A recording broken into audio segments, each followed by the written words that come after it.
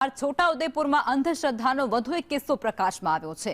બીમારીમાં મોત બાદ આત્મા લેવા માટે પરિજનો હોસ્પિટલે પહોંચ્યા। મૃતકના પરિજનો આત્મા લેવા માટે હોસ્પિટલે પહોંચ્યા। તાંત્રિક વિધિ કરી મૃતકનો આત્મા લેવા માટે તેમના પરિવારજનો જે છે તે હોસ્પિટલ ખાતે પહોંચ્યા હતા। 3 દિવસ પહેલા યુવકનું બીમારીને કારણે મોત નીપજ્યું હતું।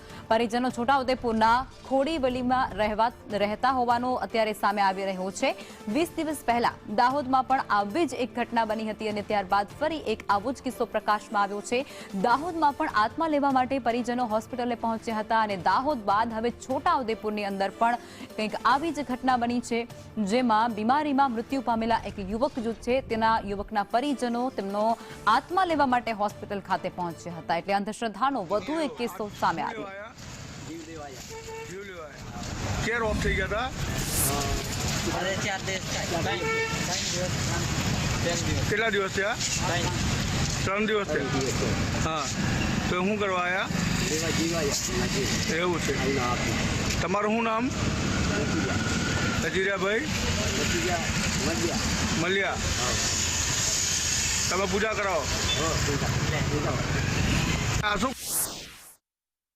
તો છોટાઉદેપુરથી આ કિસ્સો પ્રકાશમાં આવ્યો છે અને એક જે તસવીર છે તે દાહોદની છે અને એક છોટાઉદેપુરની છે। જે ટીવી સ્ક્રીન પર બે તસવીરો ચાલી રહી છે। અંધશ્રદ્ધાનો વર્વો દાખલો અત્યારે તે આપી રહ્યું છે, કારણ કે હોસ્પિટલની અંદર જે વ્યક્તિનું મોત નીપજ્યું હતું ત્યાંથી તેમના પરિજનો તેમની આત્માને વાળવા માટે ગયા હોય તે પ્રકારના આ બંને કિસ્સા સામે આવ્યા છે દાહોદમાં અને છોટાઉદેપુરમાં। દાહોદમાં નવેમ્બરે આ ઘટના બની હતી, 1 નવેમ્બરે, અને ત્યારબાદ આજના દિવસે છોટાઉદેપુરથી પણ કંઈક એવો જ કિસ્સો પ્રકાશમાં આવ્યો છે। એક યુવક જે છે તે બીમારીને કારણે મોતને ભેટ્યું અને ત્યારબાદ તેમના જે પરિજનો છે તે તેની આત્મા લેવા માટે હોસ્પિટલે પહોંચ્યા હતા અને તેમને જ્યારે પૂછવામાં આવ્યું ત્યારે પણ તેમના દ્વારા કંઈક એવો જ જવાબ આપવામાં આવ્યો હતો કે તે આત્મા બાળવા માટે આવ્યા છે।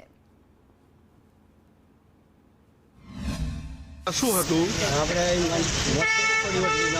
હા, મત લેવા આવેલા। એટલે શું થયું હતું? મહારાજ લેવા આવેલા। એ તમે મહારાજ છો? બળવા છે, બળવા છે। એટલે તમે શું કરવા આવ્યા હતા? જીવ લેવા આવેલા। અચ્છા, તો લઈ લીધો? અમારા કાકા દાખલ હતા, તે ઓફ થઈ ગયા।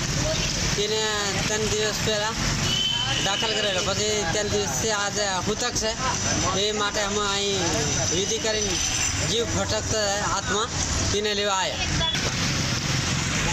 એ તમે ધાર્મિક વિધિ કરવા માટે આવ્યા હતા? હા, ધાર્મિક વિધિ કરવા માટે।